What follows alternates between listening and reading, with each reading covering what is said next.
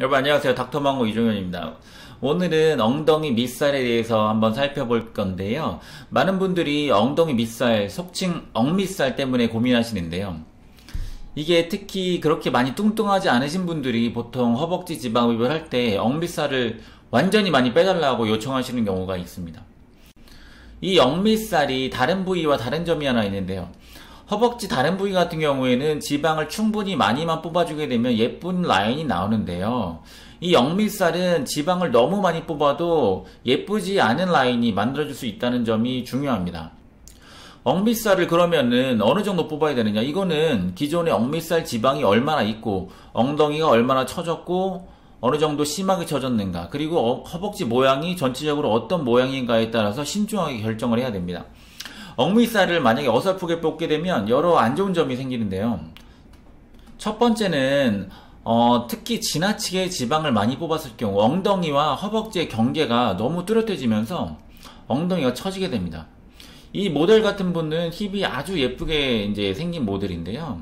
이 라인을 보면은 여기서부터 이렇게 힙 라인이 생기고, 그리고 이쯤부터 이렇게 허벅지 라인이라고 볼 수 있는데, 이 둘 사이의 경계가 완전히 구별되진 않습니다. 무슨 말이냐면 엉덩이부터 허벅지까지가 거의 한 라인으로 이렇게 쭉 스무스하게 연결이 되었다는 얘기죠.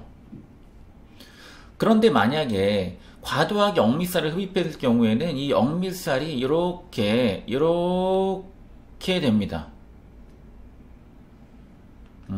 여기 엉밑살을 너무 많이 뽑아버려가지고 이렇게 됩니다. 이렇게 된 경우에 라인이 어떻게 생기냐면 엉덩이 라인이 내려오다가 갑자기 여기서부터 이렇게 쑥 들어가요. 그 다음 이렇게 다시 내려옵니다. 그러면 엉덩이가 거의 그대로 있더라도 엉덩이가 살짝 이렇게 처지는 느낌을 받게 되고 엉덩이와 허벅지가 뚜렷하게 구분되는 이런 라인을 갖게 됩니다.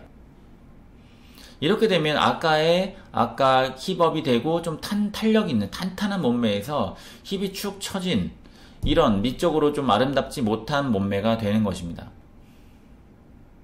두 번째는 엉덩이 밑 지방을 좀 많이 뽑았다기보다는 좀 기술적으로 좀 잘못 뽑았을 경우 엉덩이 밑에 주름이 생긴다는 문제가 있습니다. 이 사진상 모델처럼 엉덩이 밑 주름이 살짝 있고 엉덩이와 허벅지의 경계가 그렇게 뚜렷하게 구분되지 않는 몸매가 아주 예쁜 몸매가 되겠습니다. 반면에 엉덩이 밑 지방을 좀 잘못 뽑게 되면 여기 있는 주름이 이렇게 쭉 여기까지 길어지거나 이렇게 두 줄, 세 줄 이렇게 주름이 여러 개 생기는 문제가 생길 수가 있습니다. 따라서 허벅지 흡입할 때 정교하게 적당한 양의 지방을 흡입해서 엉밑 라인을 예술적으로 만드는 것이 결국 허벅지 지방 흡입의 키포인트라고 할 수 있겠습니다. 자, 오늘은 여기까지고요. 다음에도 좋은 영상으로 찾아뵙겠습니다. 감사합니다. 이종현이었습니다.